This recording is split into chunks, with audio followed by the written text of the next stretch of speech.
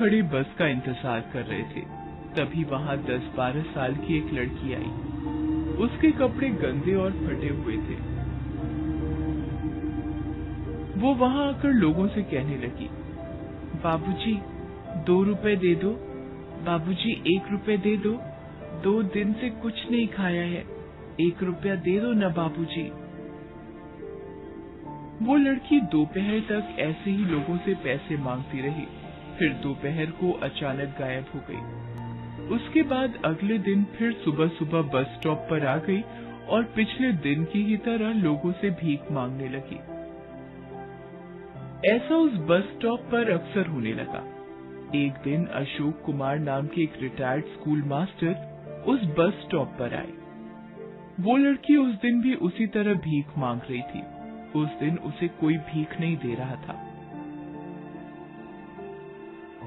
चल चल चली जा यहाँ से।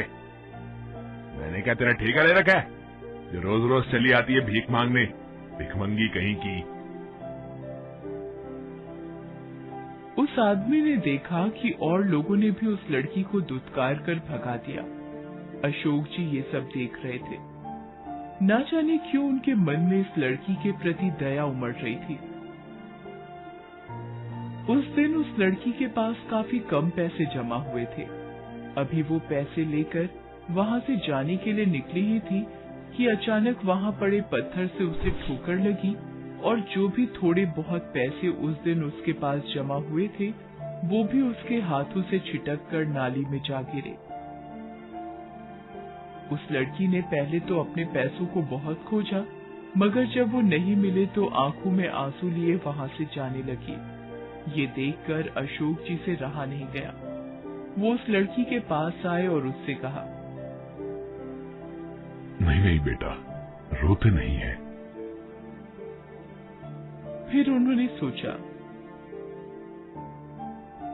इसे कुछ पैसे दे देता हूं, लेकिन कहीं अगर ये किसी भीख मांगने वाली गिरोह से हुई तो, जो बच्चों से जबरदस्ती भीख मंगवाते हैं, या ये भी हो सकता है कि इन पैसों से ये नशा करे।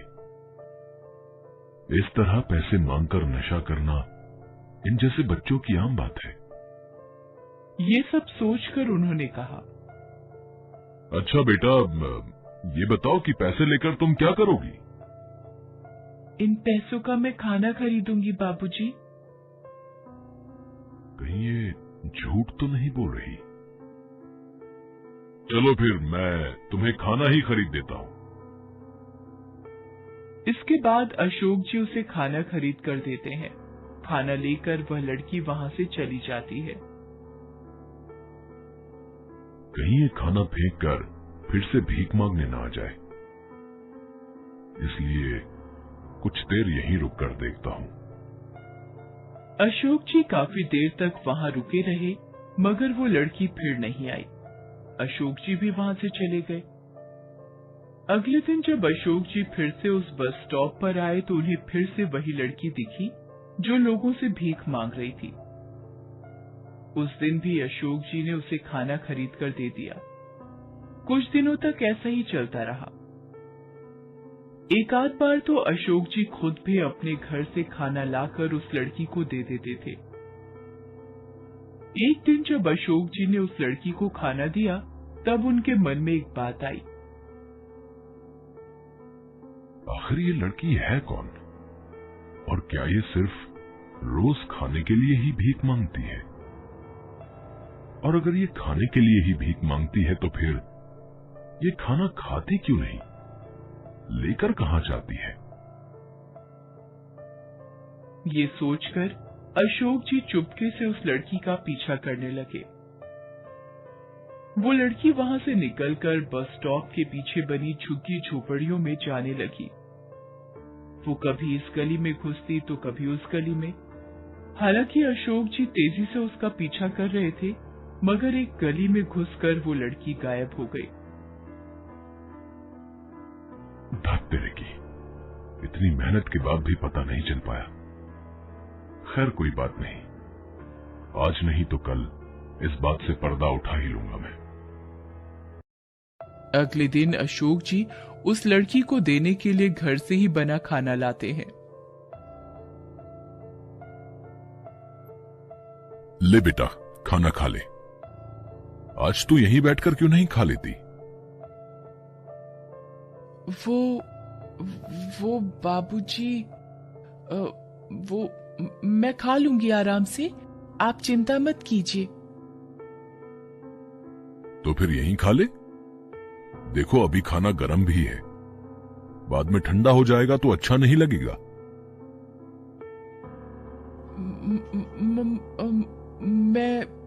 मैं घर जाकर आराम से खा लूंगी बाबूजी, आप चिंता न कीजिए। इतना कहकर लड़की वहां से जल्दी जल्दी जाने लगी। आज तो मैं भी पता लगाकर ही रहूंगा कि ये लड़की आखिर इस खाने का करती क्या है। इतना सोचकर अशोक जी भी तेजी से उस लड़की का पीछा करने लगते हैं। वो लड़की फिर से झुग्गी बस्तियों की तरफ मुड़ती है और उन्हीं घुमावदार गलियों से गुजर कर जाने लगती है। आज अशोक जी ने भी ठान लिया था कि वो भी पता लगाकर ही रहेंगे कि ये लड़की आखिर जाती कहाँ है। लड़की कई गलियों को पार करने के बाद एक टूटी फूटी झोपड़ी में घुस जाती है। अशोक जी भी उसका पीछा करते हुए उस झोपड़ी तक पहुंच जाते हैं और वहां की टूटी खिड़की से झोपड़ी के अंदर झांक कर देखने लगते हैं।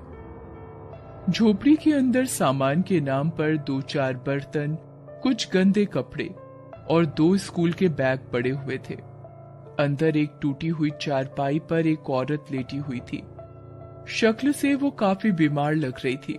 उसके पैरों के पास जमीन पर 7-8 साल का एक लड़का बैठा हुआ था। लड़की जब खाना लेकर अंदर घुसी तब उस लड़के ने कहा, माँ दीदी खाना लेकर आ गई। चारपाई पर पड़ी उनकी माँ भी किसी तरह उठकर बैठ गई और बोली, हाय, कैसी किस्मत है मेरी। तेरे बापू का सपना था अपने दोनों बच्चों को खूब पढ़ाएंगे,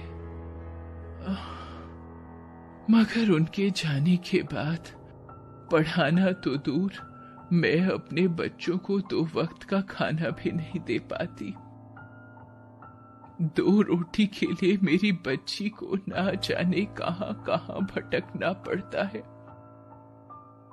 और ना जाने कितने लोगों के सामने हाथ फैलाना पड़ता है। ऐसी जिंदगी से तो मर जाना भला है। कहते कहते उस औरत की आंखों में आंसू आ जाते हैं। रो मत मां, बस तू ठीक हो जा। भगवान ने चाहा तो मैं और बबलू एक दिन फिर से स्कूल जाना शुरू कर देंगे। तू खाना खा और फिर अपनी दवाइयां खा, नहीं तो तेरी तबीयत और बिगड़ जाएगी। फिर वो लड़की अपने हाथों से अपनी माँ और भाई को खाना खिलाने लगती है। ये देखकर बाहर खड़े अशोक जी की आंखें भर आती हैं। वो अपने आप को रोक नहीं पाते और झोपड़ी के अंदर चले जाते हैं। उसे देखते ही लड़की अचानक खड़ी हो जाती है और कहती है, बाबूजी आप? मैं सब कुछ समझ गया हूं बेटा, तुम्हें कुछ कहने की जरूरत नहीं। तभी उनकी नजर वहां पड़े स्कूल बैग पर पड़ती है। अरे वाह, तुम लोग स्कूल भी जाते हो? जाते थे, मगर अब छोड़ दिया है बाबूजी। क्यों? पढ़ाई छोड़ने का दुख नहीं हुआ तुम्हें? दुख तो बहुत हुआ था बाबूजी, मगर जब से माँ बीमार पड़ी घर में एक पैसा भी नहीं बचा था। घर में जितनी भी जमा पूंजी थी सब माँ की दवाइयों में खर्च हो गए। 2 दिन हमारे पेट में अन्न का एक दाना भी नहीं गया था। खाली पेट माँ की दवाइयां भी असर नहीं कर रही थी। तब मजबूर होकर मुझे काम की तलाश में स्कूल छोड़ना पड़ा, मगर मेरी उम्र देखकर कोई मुझे काम देने को भी तैयार नहीं हुआ। तब मजबूरी में मुझे ये रास्ता अपनाना पड़ा, भीख मांगने का।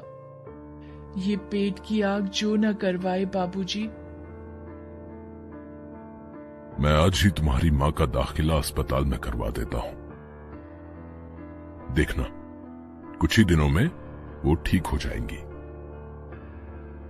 और फिर तुम और तुम्हारा भाई कल से स्कूल जाएंगे।